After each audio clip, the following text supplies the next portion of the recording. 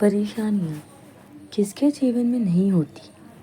हमें हमेशा अपनी परेशानियाँ दूसरों की परेशानी से बड़ी लगती है, पर वास्तव में देखा जाए तो हमारी परेशानी दूसरों की परेशानियों की तुलना में कुछ भी नहीं होती। ये कहानी उसी के बारे में है। ये कहानी बहुत समय पहले के एक छोटे से गांव की है। उस समय हमारे भारत में छोटे छोटे गांव ज़्यादा थे। उन गांवों में आज के जितना विकास भी नहीं हुआ था। उस समय गांव के लोगों में शिक्षण की भी बहुत कमी थी।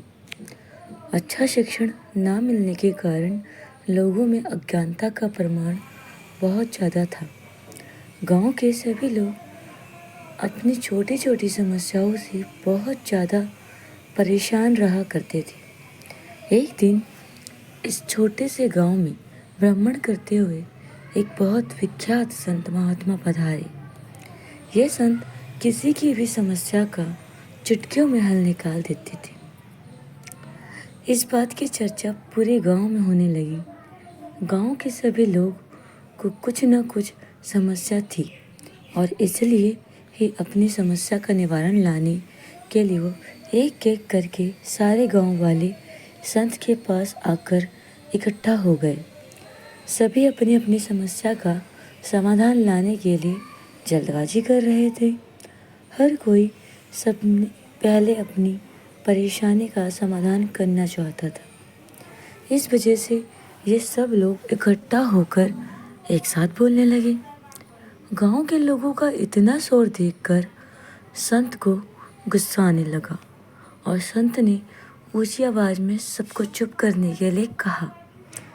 जब गांव वाले लोग शांत हो गए तो संत ने सबसे कहा, इस तरह तो ना मुझे किसी की समस्या समझ आएगी और ना ही किसी की भी समस्या का समाधान हो पाएगा। मैं जैसा बोलता हूँ वैसा करो, मैं सबकी समस्या का समाधान कर दूंगा। संत की बात सुनकर सारे गांव वाले खुश हो गए। संत ने कहा कि सब अपनी अपनी समस्या कागज में लिख कर लेकर आओ और एक टोकरी में रख दो। संत ने जैसे कहा था बिल्कुल वैसे ही सभी लोगों ने अपनी अपनी समस्याएं पर्चियों में लिख दी और उन्हें टोकरी में डाल दिया।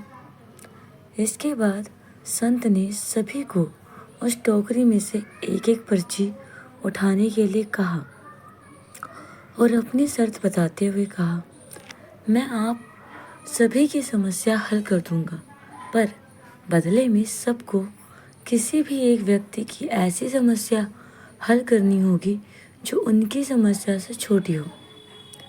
गांव के सभी लोगों ने टोकरी में से एक एक पर्ची उठाई। उनमें लिखी समस्या पढ़ने लगी। हर एक गांव वाले का चेहरा देखकर साफ पता चल रहा था कि उन्होंने जो भी समस्या पढ़ी है वो उनको अपनी समस्या जितनी या उससे भी बड़ी लग रही थी, क्योंकि वह सभी आपस में पर्चियां बदल बदल कर समस्या पढ़ रहे थे।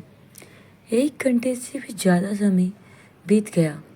तब सभी ने संत को अपनी अपनी पर्चियां दिखाते हुए कहा कि महात्मा, हम समझ गए हैं कि हमारी समस्या केवल हम ही हल कर सकते हैं, इसलिए हम अपनी खुद की पर्ची हाथ में पकड़े हुए हैं और अब हम स्वयं ही इनका निवारण करेंगे। परेशानियाँ किसके जीवन में नहीं होती। हमें हमेशा अपनी परेशानी दूसरों की परेशानी से बड़ी ही लगती है, पर वास्तव में देखा जाए तो हमारी परेशानी दूसरों की परेशानी की तुलना में कुछ भी नहीं होती। रोने से कुछ नहीं होता। हमें रोने के बदले समस्याओं का डटकर सामना करना चाहिए। अगर आपको हमारी स्टोरी परेशानियाँ अच्छी लगी हो तो अपने दोस्तों के साथ भी शेयर कीजिए और कमेंट में ज़रूर बताइए कि कैसी लगी हमारी स्टोरी, और इस चैनल को लाइक्स और सब्सक्राइब करें। आप सभी का हमारी कहानी के अंत तक बने रहने के लिए धन्यवाद।